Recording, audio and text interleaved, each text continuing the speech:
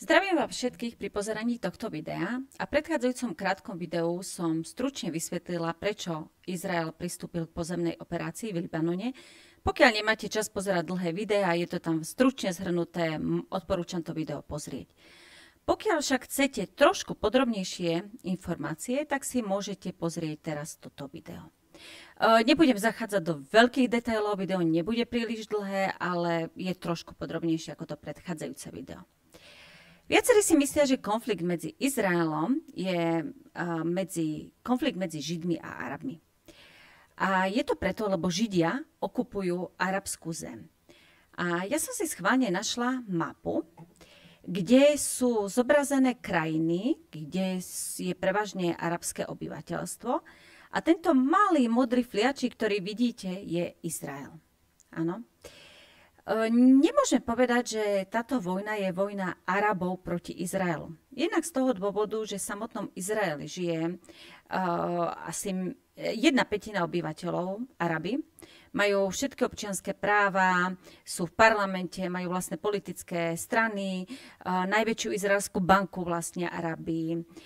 Je ich veľmi veľa, pracuje v zdravotníctve, na najvyššom súde. Takže nie je to vojna medzi Arabmi a Židmi. Je to skôr vojna medzi moslimami a Židmi, ale aj to len medzi radikálnymi moslimami. Pretože tieto arabské krajiny sú väčšinou aj prevažne moslimské, aj keď je tam aj väčší počet kresťanov, niektorých väčší, niektorých menší počet kresťanov. No a mnohé z týchto krajín Izrael akceptujú. Majú mierovú zmluvu s Izraelom. Napríklad Egypt. V 80. rokoch uznal Izrael ako štát, uzavreli mierovú zmluvu a Izrael im vrátil Sinajský poloostrov, ktorý získali po vojne v roku 1967. Ďalšia krajina, ktorá má zmluvu s Izraelom, je Jordánsko, ktoré je na východ od Izraela. A proste mnohé tieto krajiny rešpektujú Izrael, aj keď sa možno nejak nemusia. Ale najväčší problém na Blízkom východe nie je arabská krajina, ale je moslimská krajina Irán, ktorá tu robí problémy. Ja prekliknem na ďalší obrázok a tu vidíte Irán. Irán je moslimská krajina na Blízkom východe, nie je to arabská krajina. Ako vidíte, Izrael je tu. A Irán má za cieľ zničiť Izrael. Prečo má za cieľ zničiť Izrael? Je tam jednoducho náboženský dôvod. Tam nemôžu byť žiadne územné nároky. Všimnite si tú obrovskú vzdialenosť medzi Iránom a Izraelom. Ale v Iráne je tuhý islamistický režim, ktoré majú podobné plány, ako mal islamský štát, a síce chcú zaviesť ten režim do celého sveta. A preto sa snažia zničiť Izrael, ktorý považujú za malého satana, a potom Ameriku za veľkého satana. Ináč ten satan, ktorého chce zničiť Irán, sme my, pretože všetci neveriaci sú nepriateľmi. No a tá prvá krajina, ktorá im stojí v ceste, je Izrael.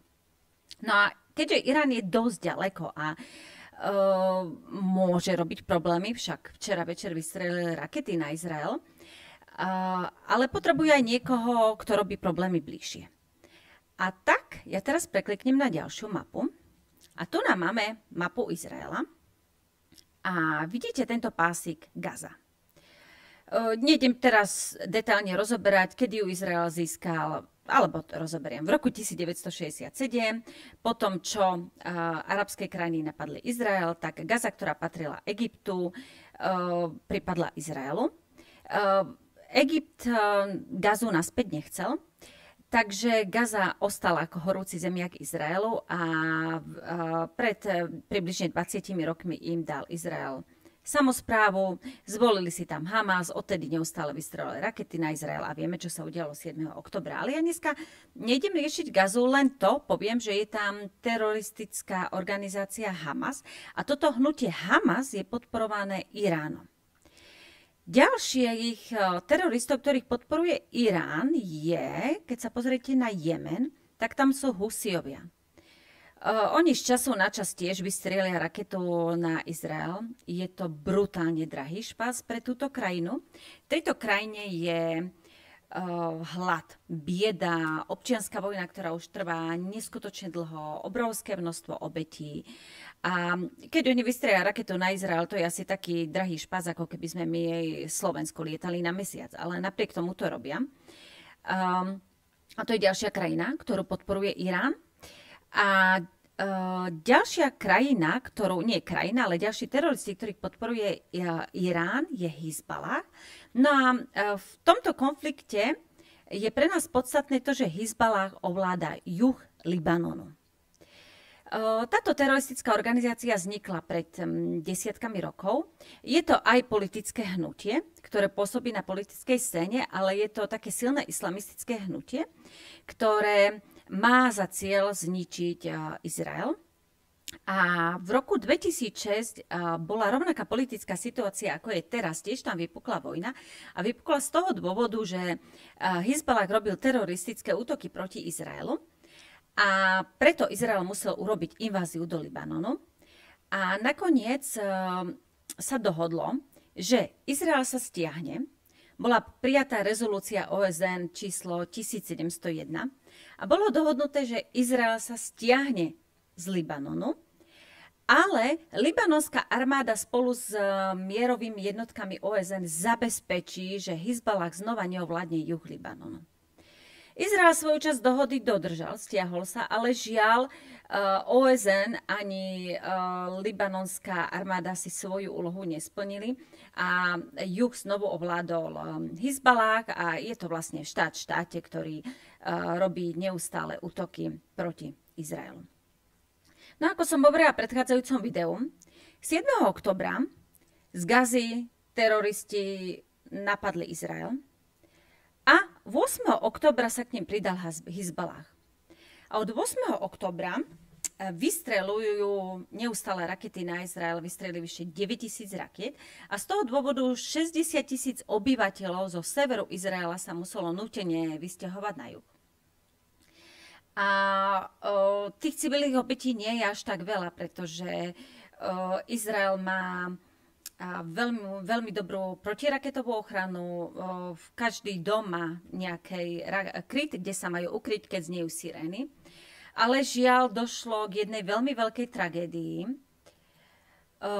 Toto je obrázok 12 druských detí, ktoré trafila a zabila raketa Hizballahu, keď hrali futbal na futbalovom ihrisku.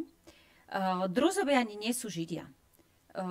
Títo islamisti nemajú radi Židov, považujú ich za najväčších nepriateľov. Druzovia hovoria po arabsky.